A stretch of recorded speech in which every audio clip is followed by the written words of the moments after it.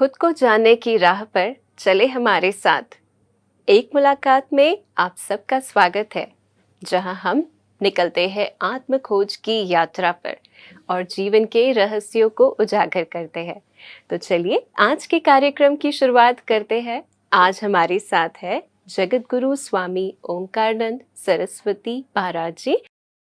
नमस्कार महाराज जी, आपका स्वागत है एक मुलाकात के कार्यक्रम में।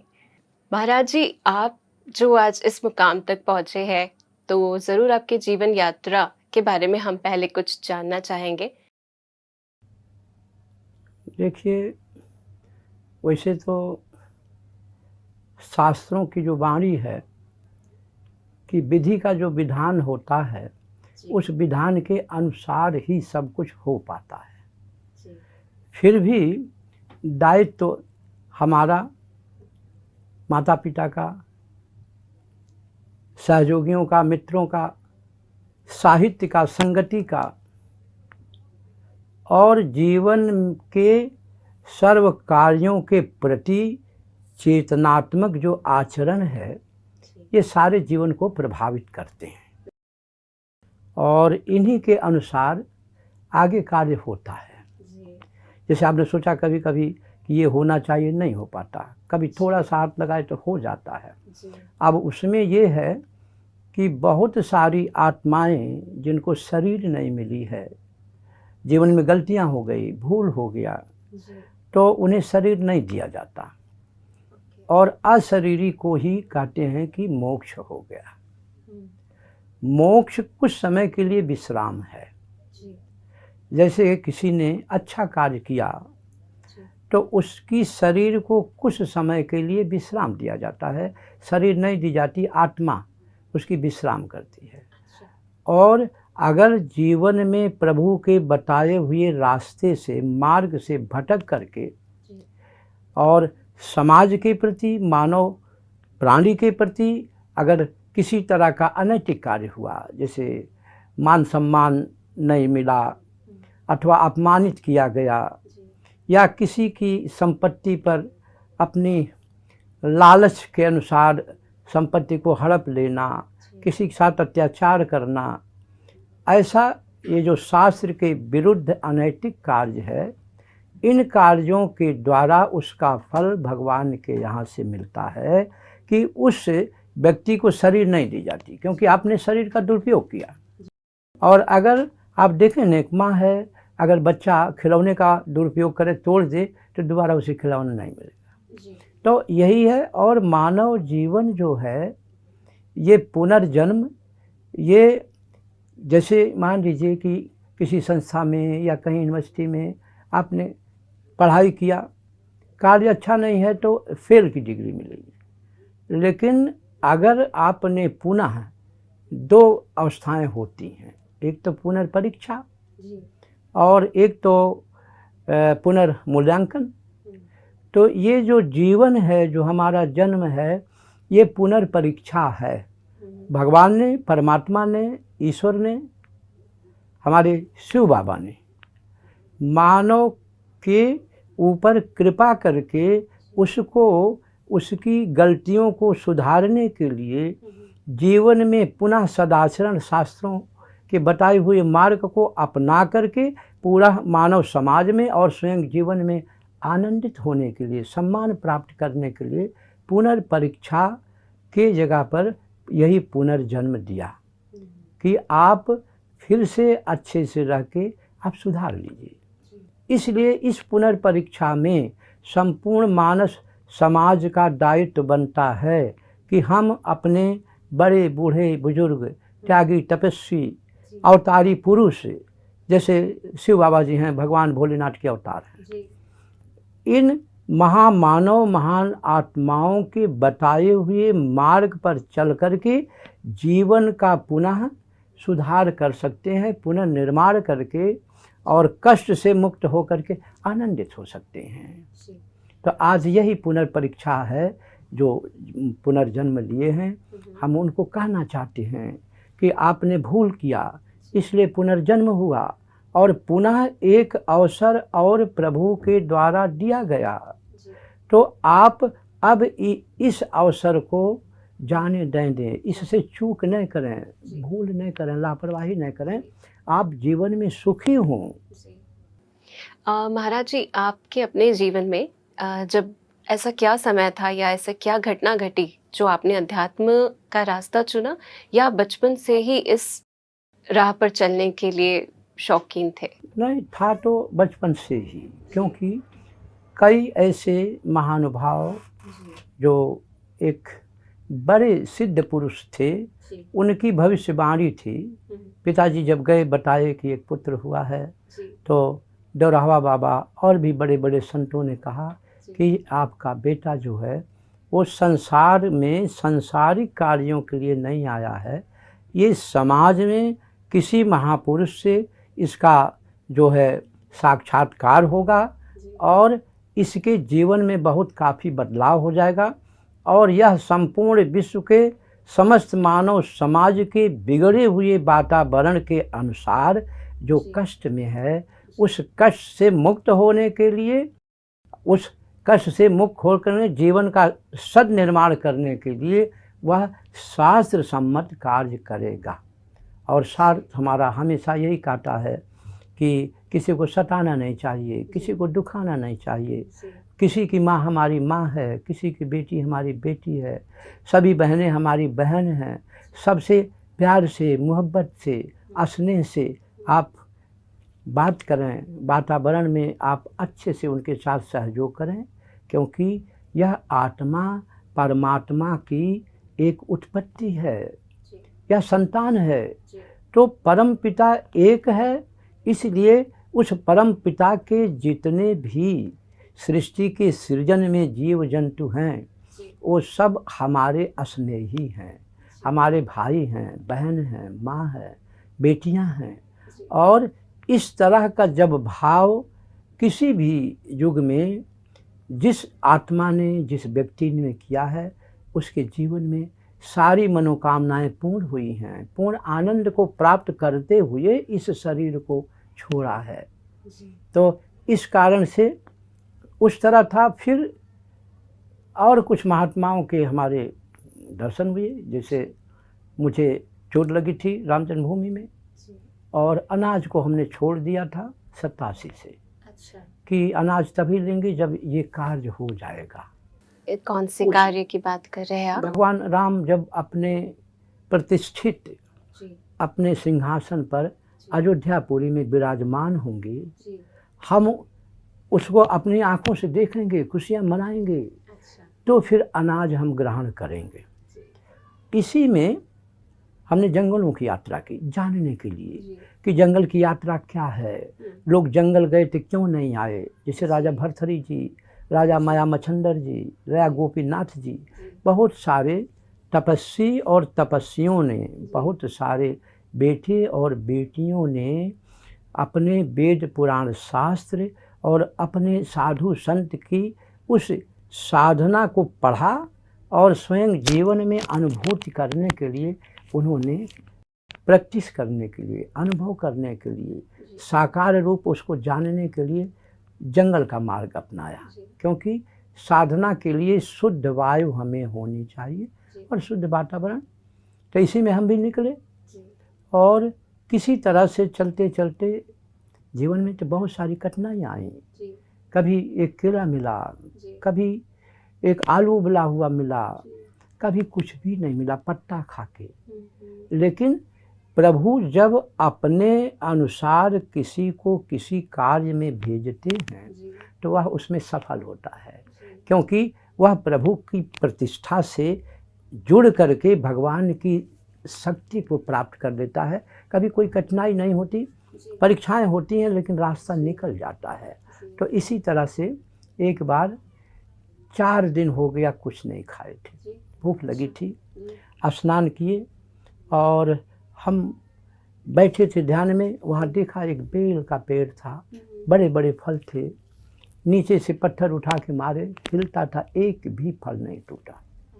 जब थक हाक करके बैठ गए तो हमने देखा कि एक बंदर आकर के हिलाया डाली को और बहुत सारे फल बेल के नीचे गिरे।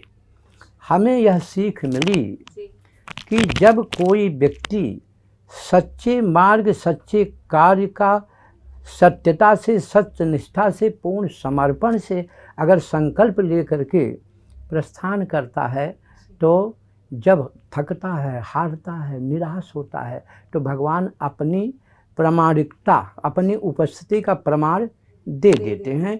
इस तरह से कई बार ऐसा हुआ। फिर चलते गए, फिर 3-4 दिन कुछ नहीं मिला, क्योंकि जंगल का मार्ग था, कोई अपना नहीं था, जानवर थे, किसी कोई भाषा नहीं हमारी समझता था। कैसे कैसे चले, तो एक दिन भूख लगी थी, बैठे थे, क्योंकि भूख तो सबको लगेगी, तो बैठ करके भगवान का नाम ले रहे थे, आगे बढ़ रहे थे। हमने देखा एक स्थान पर एक शिवलिंग है और उस शिवलिंग का अभिषेक हो रहा है। एक बड़ी अवस्था के, खूब दिव्य तेजस्वी चमकता हुआ चेहरा, सफ़ेद वस्त्र धारण किए बैठे थे, और वहीं पर श्वेत वस्त्रधारी बहुत सारी देवियाँ अभिषेक कर रही थी भगवान शिव का, ध्यान में कुछ बैठी थी। हम बैठ गए। उन जो विशेष वरिष्ठ महापुरुष थे, जिनके आँखों से, नेत्रों से, स्वरूप से ज्योति निकल रही थी, उन्होंने हमसे पूछा, तुम भूखे हो? उन्होंने कहा जी। बोले अभी कुछ मिलता है। तो उन देवियों के द्वारा, जाने कहाँ से, हमने देखा नहीं, न कोई मकान है वहाँ, न कुछ है, जंगल है, गुफाएं हैं, उसी में से हमको भोजन कराया गया। भोजन का मतलब फल वगैरह दिए गए। हमने पूछा कि आप हैं कौन? आप आखिर देवी देवता हैं, शक्ति हैं, ये तो दिख रहा है, लेकिन कौन सी शक्ति हैं, किस नाम से हम जानें? तो उन लोगों ने कहा कि अभी समय है बताने का, आप सब जान जाएंगे।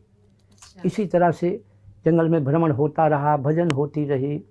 जहाँ भी जैसे पत्थरों पर लेटा गया, शरीर में निशान बन जाते थे, पत्थर ऊंचा नीचा होता था। एक दिन हमने देखा कि एक व्यक्ति जर्जर सी शरीर हो गई है, दुबला सा, यानी उसकी शरीर जैसे एक्सरे का चित्र में सारा जुड़ी हुई हड्डियाँ दिख रही थी, और रो रहा था हाथ जोड़ करके। और वही महापुरुष जिन्होंने हमें फलाहार कराया था, वही देवियाँ कुछ बैठी थी ध्यान में, और वही महापुरुष बैठे थे। वो जर्जर शरीर वाला व्यक्ति हाथ जोड़ रहा था कि अभी हमें कुछ समय और दे दीजिए। और महापुरुष जो थे, उनके कभी भी यानी मुख से नहीं निकला कि जाओ ठीक है। उन्होंने कहा कि नहीं, अब बहुत हो गया। फिर हमने देखा कि वह जर्जर शरीर वाला व्यक्ति, लेकिन लाल लाल उसकी आंखें थीं, और देखने में लगता था कि ये अति क्रोधी है और किसी सत्य कर्म को कभी भी इसने किया नहीं है, जैसे विलन जैसा था चेहरा का, राक्षस जैसा। कुछ समय के पश्चात वो वहीं लेट गया, बेहोश हो गया।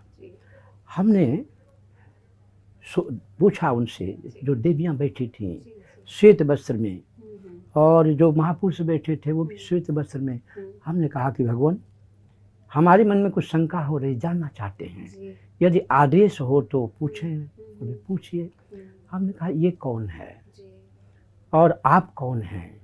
ये देवियाँ कौन हैं? इतनी सारी बहनें जो सफ़ेद वस्त्र में बैठी हैं, चेहरे पर तेज है, और किसी प्रकार का संसार के किसी भी सुविधा से, किसी भी सुख साधन से उन्हें कोई लगाव नहीं है।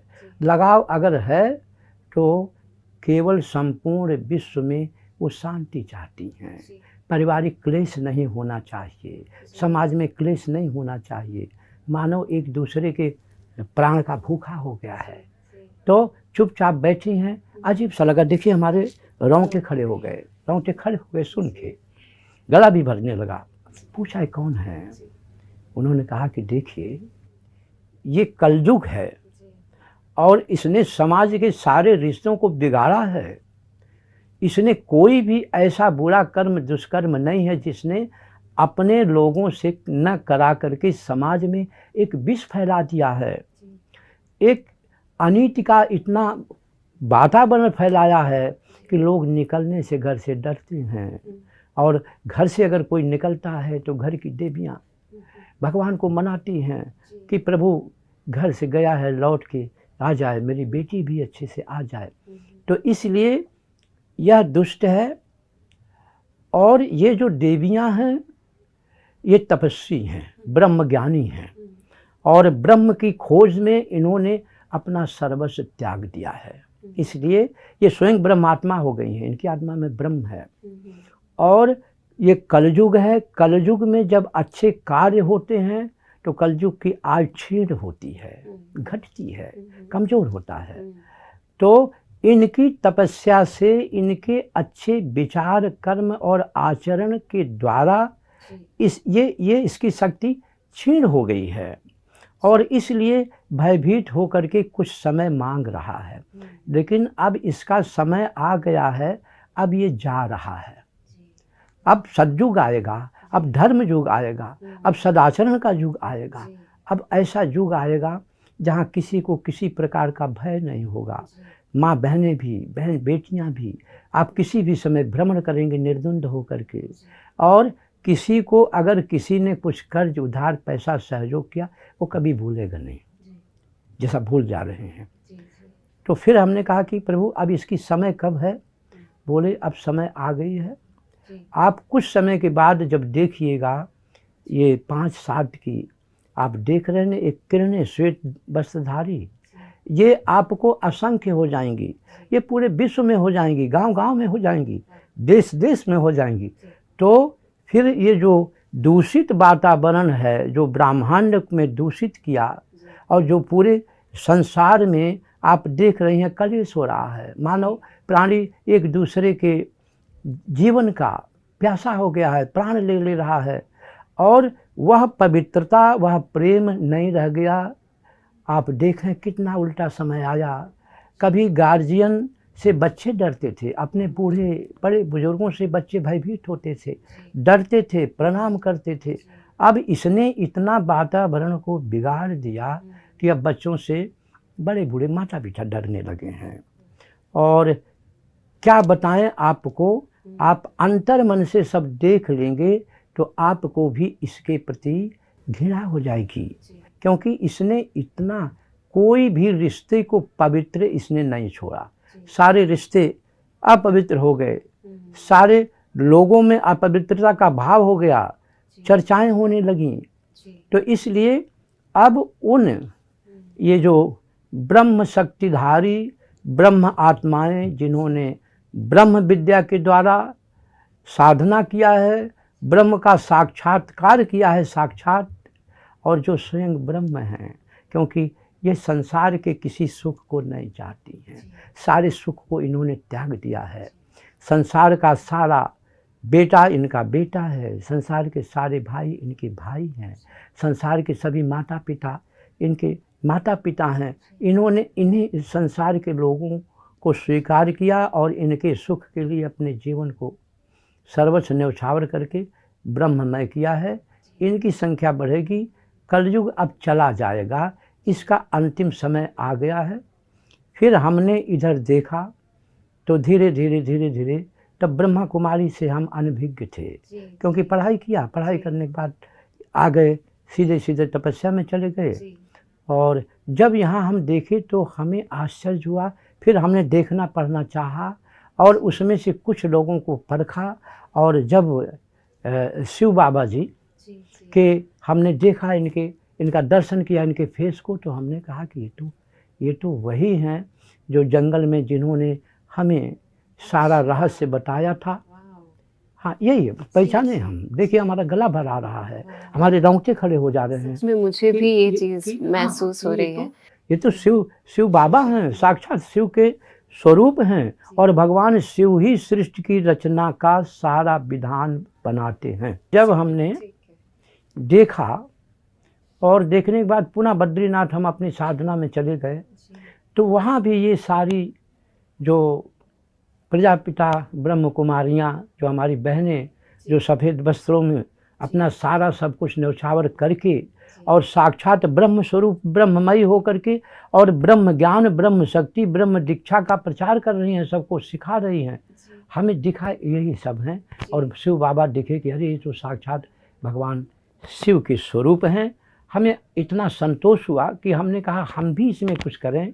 तो पुनः हम बद्रीनाथ में जोशी मठ में एक गुफा थी, उस गुफा में जा कर के और अपने जो वेद में शास्त्र में बताए हुए शक्तिपात है या शक्तियों का संकलन है, शक्तियों को ग्रहण करने के लिए, प्राप्त करने के लिए जो विधान है, उस विधान से हमने 10 महाविद्या की साधना की। ये 10 महाविद्याएं हमारी हैं।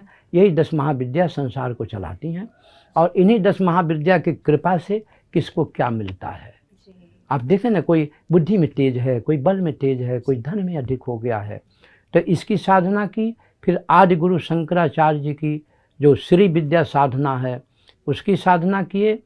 और फिर हम ओम शांति का जप करने लगे।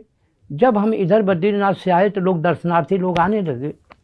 हमने प्रयोग किया, किसी का राहु खराब है, किसी का केतु खराब है, किसी को शनि खराब है, अगर ओम शांति का पाठ करे तो उसका राहु केतु शनि सारा ठीक हो जाएगा, सारा कल्याणकारी हो जाएगा। और जैसे मान लीजिए बहुत सारे लोग एक जीवन की बातें बता रहे हैं जो हमारे पास आते हैं। जैसे कुछ लोग होते हैं, महाराज जी दवा नहीं फ़ायदा कर रही है, घर का कोई बीमार है, आप ओम शांति का, हमने लिख के मंत्र दिया कि ओम शांति का आप जप करें। आप देख लीजिए कि आपकी दवा फ़ायदा करेगी, काम में नहीं कुछ प्रॉफिट हो रही है, काम में आपको लाभ मिलने लगेगा। लड़की की शादी के लिए कुछ लोग कहते हैं कुछ बेटा नहीं है, बेटे को कुछ, ये यानी जीवन की सारी समस्याओं का समाधान ओम शांति महामंत्र है, जिसको हमने अपने आने वाले असंख्य दर्शनार्थियों को लिख करके दिया और जप कराया। और आज भी बहुत सारे लोग आते हैं मांगने के लिए, वह सत्य निकला। तो हम यही संदेश सबको देना चाहते हैं। संसार के सभी लोग जो शांति चाहते हैं, जो सुख चाहते हैं, जो परिवार में पति पत्नी भाई बंधु का प्रेम चाहते हैं, संस्कार चाहते हैं, तो हम यही कहना चाहते हैं संपूर्ण विश्व के सभी मानव प्राणी को, क्योंकि सब लोग सुख चाहते हैं, सब लोग साधन चाहते हैं, सब लोग प्रेम चाहते हैं, सम्मान चाहते हैं, लेकिन मिल क्यों नहीं पा रहा है? क्योंकि ये ब्रह्मांड हमारा जो है वो सिस्टम से क्रियाशील नहीं है। इसके जो कार्य हैं, जो गतियां हैं, वो बिगड़ चुकी हैं। और इसको सुधारने के लिए आप इस ब्रह्म शक्ति को आत्मसात करें, जीवन में धारण करें। और इन जो ये ब्रह्म कुमारी देवियां हैं, साक्षात ब्रह्ममय हैं, इनके हृदय में ब्रह्म है, इनकी वाणी में ब्रह्म है, ये स्वयं ब्रह्ममयी हैं। इनके दर्शन को, साक्षात ब्रह्म के दर्शन को मान करके, इनके बताए हुए महामंत्र को, इनके बताए हुए सारी योगिक से लेके सारी जीवन की क्रियाओं को आप करें। आप देखिए जीवन में किसी भी प्रकार का कोई कष्ट नहीं होगा, कोई भी कार्य आपका अधूरा नहीं रहेगा, किसी भी प्रकार से आपको कष्ट नहीं होगा, न बेटा से न बेटी से। इच्छा का जैसा बेटा, इच्छा का बेटा, इच्छा की बेटी, इच्छा का पति, इच्छा के हमारे सारे कार्य हो जाएंगे। इनके साथ लग जाइए, क्योंकि कलयुग अब लगभग जा चुका है। हमने स्वयं अपने आँख से जिस जीर्ण शीर्ण अवस्था में उसको देखा है, उसकी आयु अब नहीं रह गई है। और इधर हम देख रहे हैं कि हमारी ब्रह्म कुमारी जो देवियाँ हैं, जो बहनें हैं, ये संपूर्ण विश्व में धीरे धीरे धीरे धीरे प्रकट करती जा रही हैं। हमने देखा है कि विश्व के 140 देशों में जो है ब्रह्मा कुमारी कार्यालय हो गया है, केंद्र बन गए हैं। और सारी बहनों ने कलयुग को भगा करके सतयुग और धर्मयुग का वातावरण ला करके संपूर्ण मानव जीवन को संपूर्ण सुख प्रदान करने के उद्देश्य से अपने जीवन के सारे सुख को न्यौछावर कर दिया है। इनके साथ हों, इनकी सारी क्रियाओं को मानिए, इनके साथ योग महायोग जो भी ब्रह्म योग राजयोग करें और ओम शांति का जप करें। कहीं किसी प्रकार की कोई भी परेशानी है, कहीं किसी प्रकार की जीवन में कोई भी बाधा है, तो उन बाधाओं से आप मुक्त हो जाएंगी। ये हमारा सभी लोगों से निवेदन है, क्योंकि स्वयं हम भुक्तभोगी हैं, बहुत सारे अपने लोगों को ब्रह्मा कुमारी बहनों से जोड़ा है और उनके साथ जो रही हैं उनके चेहरे पर भी कांति चमकने लगी है, मन में सुख आ गया है, आनंदित हो गई हैं, क्योंकि संसार की अब हो गई हैं। तो आप अपने सारे कार्यों को पूर्ण करें, सदा सुखी रहें, आनंदित रहें, साक्षात ब्रह्ममय होकर ब्रह्म का दर्शन करें और अपना सारा जीवन जो है अपने इस संकल्प, अपने कार्य, अपनी ब्रह्म तपस्या, ब्रह्म ज्ञान के द्वारा और ब्रह्मा कुमारी जो बहनें हैं उनके द्वारा बताए हुए सारे बाणी को जीवन में उतारें। आपका सारा जन्म सुखमय हो, सदा सुखी रहें, किसी चीज़ की जीवन में कुछ कमी न हो, आपकी जय हो, आपकी विजय हो, आप धन धान संतान पद प्रतिष्ठा प्रभु कृपा सकल सुख की प्राप्ति हो, भारत ही नहीं संपूर्ण विश्व में जय जयकार हो सारे मानव प्राणी में, और भारत विश्व गुरु हो, और उस विश्व गुरु भारत में जो श्वेत ध्वज पकड़े हुए श्वेत बसधारी गंगा की श्वेत लहरें जो कभी रुकती नहीं, कभी थकती नहीं, कभी हारती नहीं, कभी अपने कार्य से विचलित नहीं होती हैं, कभी स्थगित नहीं करती हैं, ये ब्रह्म स्वरूप हमारी ब्रह्म कुमारी बहनें हाथ पकड़े ध्वज में खड़ी होंगी। संपूर्ण देखेगा, संपूर्ण विश्व में शांति होगी और भारत विश्व गुरु बनेगा। ये हमने देखा है, बहुत सारे जो प्रमाणित पुस्तकें हैं शास्त्रों के द्वारा, स्वयं की साधना और अनुभूति के द्वारा, और उस जो पंच नेत्र है, लोग कहते हैं त्रिनेत्र, शंकर जी का 5 नेत्र होता है, एक हृदय में होता है, एक अध्यात्म बल होता है, आप देखते मालूम हो जाता है कैसा है। और 3 नेत्र तो शंकर जी का है। आपके 5 नेत्र खुलें और आप संपूर्ण विश्व में इस भारत की धरती की जय जयकार कराएं। पुनः संपूर्ण विश्व को लेकर भारत में ज्ञान ध्यान योग सारे सुख के सभी उपाय, सभी कार्य, सभी शिक्षा को लेने के लिए भारत में आएँ। यही हमारा सभी जनमानस को संदेश है। भगवान शिव के साक्षात स्वरूप हैं उनको और सारी ब्रह्म कुमारी बहनों को, क्योंकि वो ब्रह्ममयी हैं, कोटि कोटि हम प्रणाम करते हैं, नमन करते हैं। हमारा गला भर आता है, जो जो हमने देखा हमारे रोंगटे खड़े हो जाते हैं। बस इतने कहेंगे, आप लोग जुड़ करके जीवन का लाभ लें, आपको सारा सुख प्राप्त हो। मैं जगत गुरु स्वामी ओंकारानंद सरस्वती ज्योतिर्मठ बद्रिकाश्रम मठ का सन्यासी हूँ।